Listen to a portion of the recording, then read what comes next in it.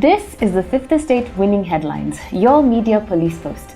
In this segment, we summarize some of the headlines that you might have missed this morning. We also take a look at the political pieces that we call cartoons in this country. Today is the 25th of November 2020, and I am Miss K. I am Tom. And I am JM. In case you missed the headlines this morning, here they are. In the Daily Nation, storm over Kinoti probe. In the Standard, how Kinoti caved in. And in the Star, Kinoti election violence probe is evil. Ruto. So all three there on Kinoti. But today we also had the glamorous launch of the BBI signature collection drive, and the highlight were the remarks given by the former Prime Minister Raila Odinga, as well as the President. And let me speak just a little bit about the Raila breakdown. He debunked the BBI naysayers gracefully and effectively by giving three truths. Number one, the judiciary, he said, cannot be a power unto itself. Yes. And you know, it's a wonder people like Gladys Cholet are now against a proposal such as this. And she has been the biggest victim of unjust persecution from the cabal of interests in the judiciary. Oh, yeah. The likes of, Mutunga, Ahmed Nasser and the likes, yes, who really terrorized her back in the day. Now, had she had an ombudsman appointed there by the executive, yeah, things could have gone differently for her. Number two, political parties selecting IEBC officials. According to Raila, this is not only common practice across other continents, but it is also the only formula that has worked in our 28 years of multi-party democracy. Yeah. Raila reminded us that the fairest election we've had was that of 2002. And according to him, it is because the primary actors involved in electoral competition, that is, the political parties, were responsible for selecting the referees. So in 2002, Moi appointed 10 commissioners, he said, and the opposition another 10, and they kept each other in check. Yeah. And lastly, he said, in this world, nobody is neutral. Yeah. A very good point there that we always say here at the Fort Hall School of Government. And lastly, a hybrid system of presidentialism and parliamentarism. And he says this is good for governance. And he made specific reference to the legislative practice of question time. Now, yes, let me just break this down. Question time is a section of parliamentary proceedings in which government ministers, as well as the Prime Minister, respond in the parliamentary chamber to questions posed by members of their own party as well as the opposition parties.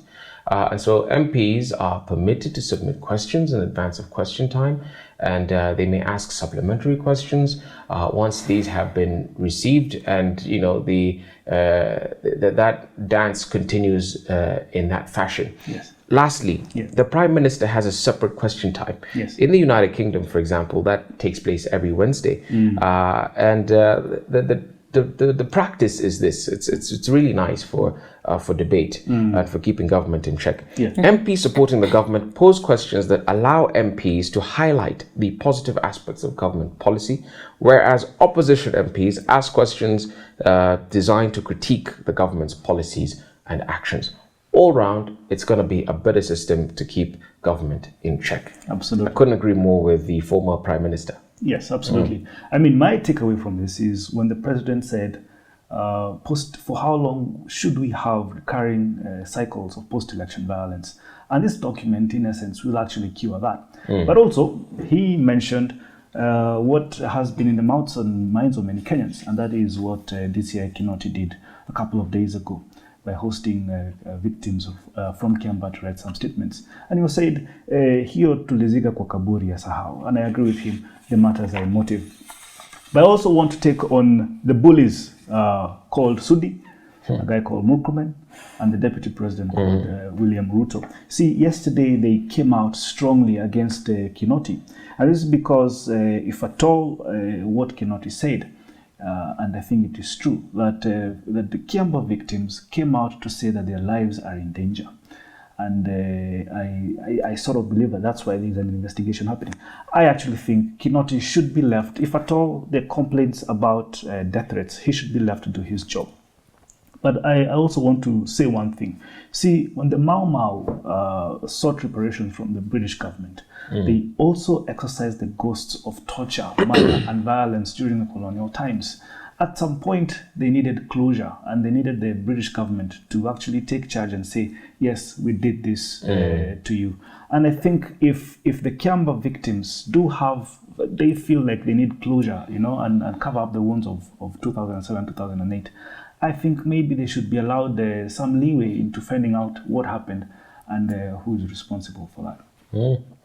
Absolutely. I have two things to say. And the first, I will make in reference to what you have just mentioned and Kinoti's ghosts and bullies. Yes. And for that, I will say this. I think that we will continually be under the proverbial, or is it the parabolic, ICC sword of Damocles. Yes. And that is the parable where Dionysius was a ruler, and he had a courtier who was always telling him how he enjoyed the wonderful trappings of power, the joy, the women, the food. And Dionysius asked Damocles to come and enjoy these trappings of power. Yeah. And while Damocles was there thinking, oh, this is actually really nice, the food is wonderful, the women are beautiful, he looked up and saw a sword hanging on the hair of a single hair of a horse. Yeah. And that was a threat to show that even though there was these trappings of power, he lived under a continual threat, which we will too continue to live under, as long as we have one lawyer who submitted himself to ICC, and the cases and ghosts that will be regurgitated by his testimony. Absolutely. But on today's launch of the BBI signatures, I have this to say, and I liked what the president said as he came to the close of his remarks, that constitutional change is a process, and that he quoted the American Constitution and said that they are at the 36th or 37th Amendment, just like we will be. Kenya will continue on and is not a human being who is bound by 70 years as appointed by God. In that case, we should not be fearful that if our own proposals do not make it into this particular amendment drive, there will be no other drive. There will be many, many more. And we should wait for them and, in fact, encourage them. Ms. K, in fact, he actually said, we are strengthening the 2010 Constitution. We are not replacing the Constitution. We are amending the Constitution. And it's a living and breathing document. It is. We shouldn't be rigid. Our times change. We live in fluid feel like there's only one window that you must throw everything in just before it closes. Absolutely. So, colleagues, we've got a 3-part criteria that we use to assess the headlines. Are they topical or speculative, repetitive or groundbreaking, and thoughtful or just plain lazy? I would say we toss the Daily Nation, we toss the Standard. Yes. Kevin, you were expressing some sentiments about the Star. Oh, absolutely. You see, why should we give it the winning headline? Let me tell you why. DP Ruto said, Kinoti election violence probe is evil. And he did say it. And I wonder why he had to come out. You see, Kinoti did not mention Ruto in that statement that he made. Neither did he mention Murkomen or no Sudi. But they must have felt that they were the ones who were being mentioned. And wicked people who, it's only the wicked who run when they're not being chased. In short, 2M says give it because it's the literary equivalent of clickbait. And you see, there is actually a bigger evil that happened in 2007, 2008. And that was the maiming of families of people. This, I think, and if William Ruto has anything to fear, I don't think he should really fear Kinoti. He should really fear what Gisheru will leak, if at all he has anything to leak, because that... Absolutely. And I'll give reference to a case of Jean-Pierre Bemba and 4 associates who were convicted by the ICC for witness tampering. That, I think, he should fear more than Kinoti. Okay. Well, on that account, I will second you. Yes. I think we can give the Star a winning headline for contradicting Ruto.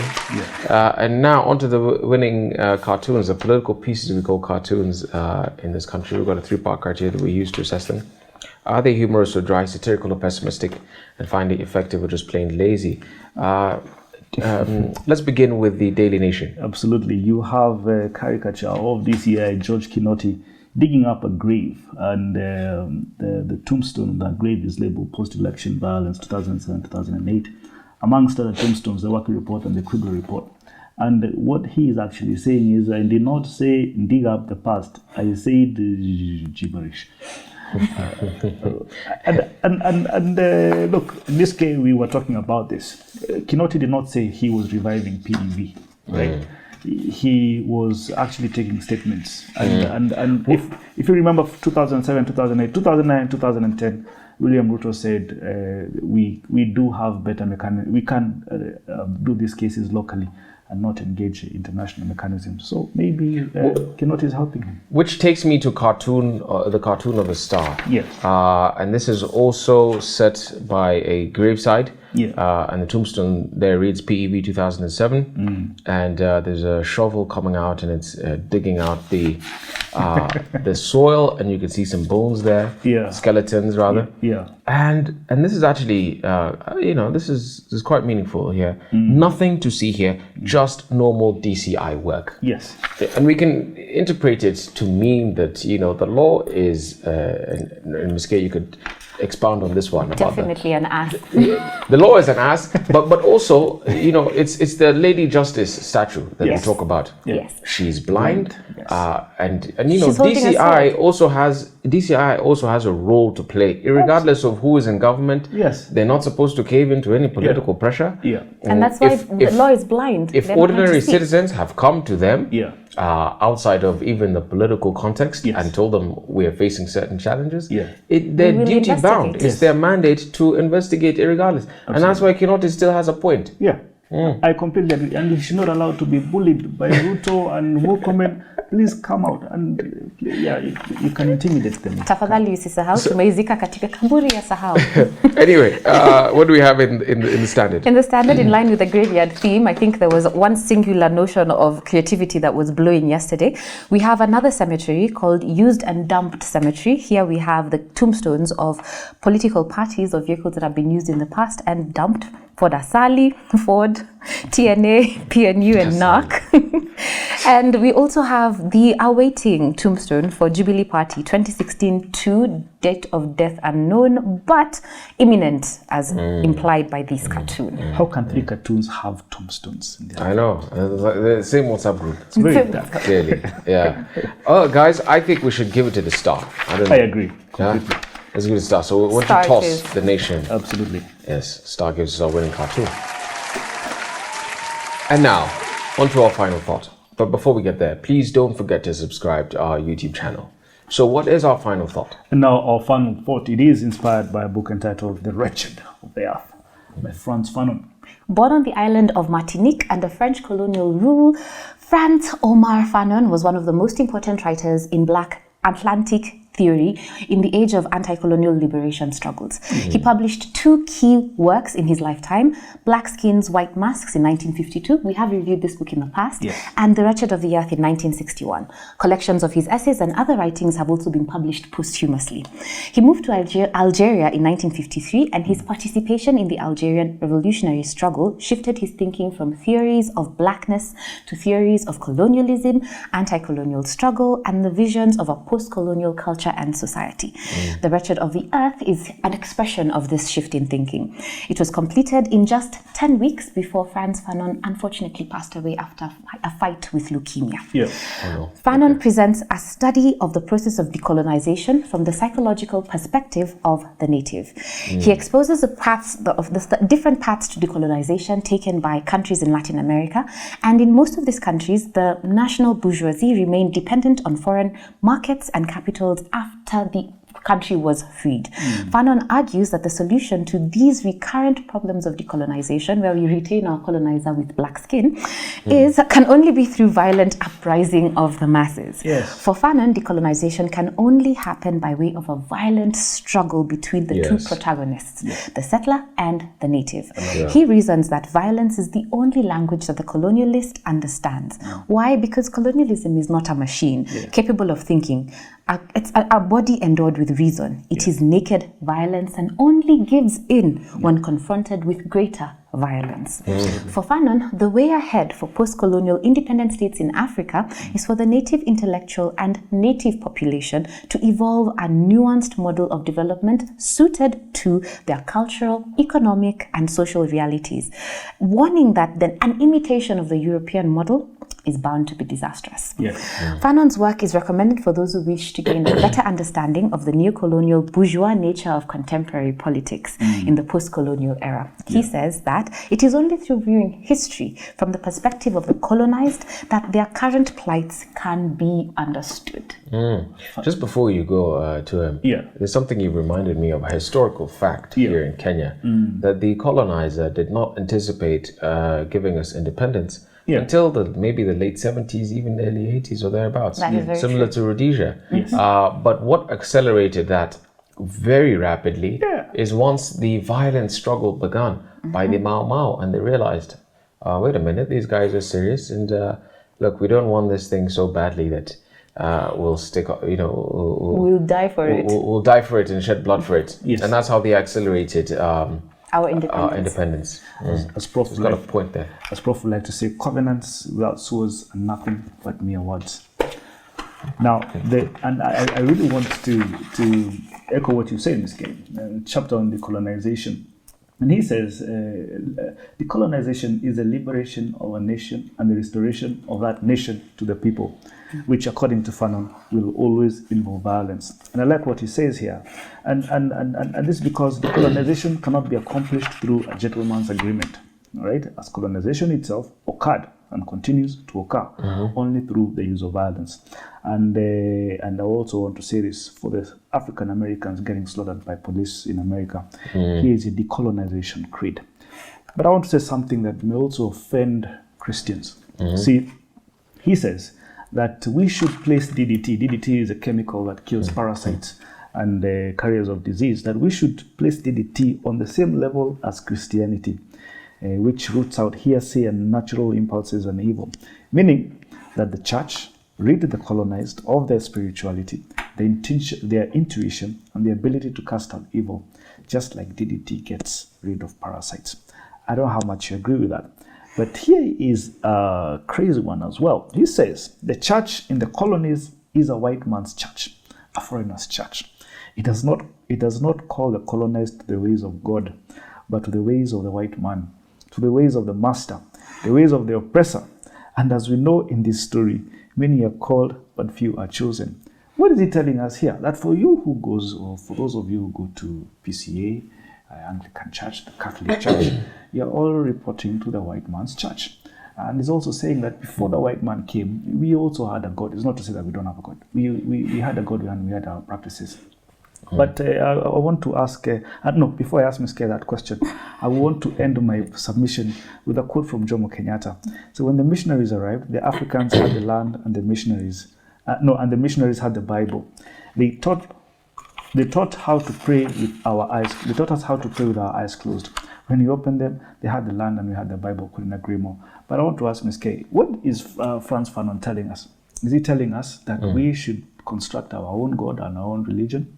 I have two things to say on what you've just said. Yes. Thing number one, and I will quote Frantz Fanon on this. He says, it is only through violent insurrection aimed at destroying everything touched by colonialism that a new species of man will be created. The religious and tribal divisions created and exacerbated by the colonists will deteriorate as the urgency of unity is realized by the masses. The individualism espoused by the colonists will succumb to the quest of the colonized for communalism. It is through this struggle that a new national culture will be defined. Not a culture defined by European norms, nor a culture that harkens back to the indigenous traditions of pre-colonial times. For this culture is forever lost. Now I want to say that he proposes a very nihilist approach where we are going to get rid of everything that was ever touched by the colonists, including our cultures, our traditions, our norms, our history. And I don't think that that is true. Perhaps we should take a more Latin American approach where they thought of something called liberation theology.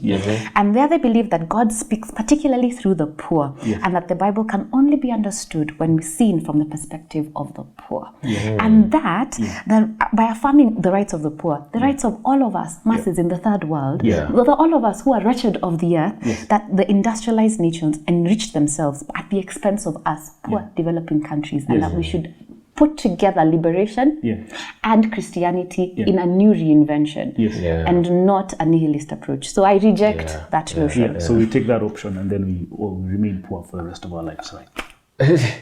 No. Can you? I think we find new freedom and new opportunities, and a new beginning in liberation, as the Israelites did when they crossed over to Canaan. Yes. Let me speak a little bit about Frantz Fanon and Sean King. Now, the reason I talk about Sean King, he's published a book very recently titled "Make Change," and in this book, he's talking about how to fight injustice, how to dismantle systemic oppression, and how to own your own future. So it's really the call to action that Frantz Fanon was advocating for. But what Sean King here is telling us is it can happen through non-violent means. And this is the perspective I want us to just go into a little bit. And so Sean King says, for people to successfully liberate themselves from oppression, they need three things. Yeah. Energized people, energized masses, good organization, and a solid plan. And so he says that number one, it's not good enough for you to be invested in your cause solely. You also have to have a way of persuading people in the society to also feel as strongly, as passionately as you do about that cause. So you've got to sensitize them. Sometimes context helps, as we saw with the Black Lives Matter movement earlier this year. And that is a case in which, people really got energized. And a rally in which I believe all of 50 million Black Americans felt very passionately about. Number two is a good organization. So, in order to achieve concrete goals, he says, people participating in a social movement need to coordinate. For your organization, this means getting to know your volunteers, your supporters, harnessing their skills and their stories, and setting up an efficient structure of communication, supervision, and a pipeline through which you will then get things off the ground. Once again, he references the American civil rights movement, which worked in a very organized manner. And was Christian. To get change. And was Christian, yes, absolutely. And the last element is a plan. You've got to have a plan which you put into action. A plan, I think, is when you put faith into action or something like that, and a plan is what really takes you off the ground. Yeah. And then lastly, just a comment here, and he says social movements, sometimes it could feel like when you're being oppressed that the odds are against you. But he says social movements, and the odds are stacked against you because either of power, as we saw in Kenya, we had the colonizer here with a whole administration, provincial administration, laws and all of that. And then sometimes it could also be money. Yes. And so he says, but do not be discouraged by all of that. Because what the people who are oppressed have are the numbers. Absolutely. But also they have God in heaven. And if they can petition him strategically, he can open up the way. Right. All that said and done, I will leave you with a quote. But before I do that, we had a winning headline, I believe, from the Star, and a winning cartoon as well from the Star. I'll leave you with a quote from a gentleman known as Albert Hubbard, the 20th century American writer and philosopher. And this is inspired by the remarks of the president during the launch of BBI signatures. Hubbard says, "The world is moving so fast these days that the man who says it cannot be done," in brackets William Ruto, is generally interrupted by somebody doing it, in brackets Uhuru Kenyatta and Raila Odinga. Absolutely. Nobody can stop reggae. Push up. Don't forget to subscribe to our YouTube channel. We are also on your TV screens. Find us on Pang Free to Air, Go TV, and Star Times.